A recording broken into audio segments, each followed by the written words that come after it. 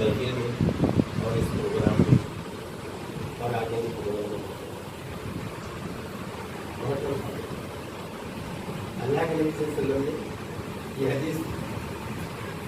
اس زمانے میں فرمائی جب کہ لوگ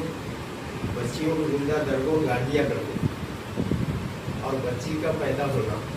نحوست سمجھی جائے، بے عزتی سمجھی جائے کہ کوئی شخص ہمارا داماد ہے۔ ایسے ماحول میں اللہ کے نبی صلی اللہ علیہ وسلم اس کبھی بھی رسم کو ختم کرنے کے سلسلے میں یہ خوشخبری صحابہ کرام نے بیان فرمائی کہ جس کی 3 لڑکیاں اور وہ تینوں کی پرورش کو برداشت اچھی طرح سے کرے اور جب وہ جوان ہو جائے تو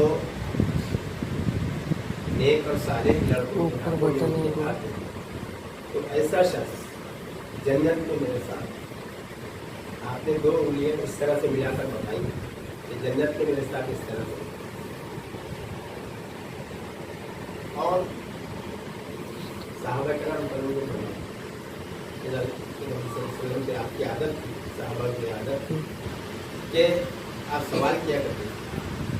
اور اللہ کے سلسلوں سوال کا جواب بھی دیا۔ کسی نے سوال کیا کہ اللہ کی اگر کسی کی 2 ہی لڑکیاں ہوں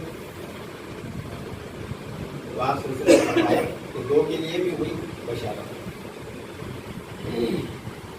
پھر حضرت ابن عباس رضی اللہ عنہ کہتے ہیں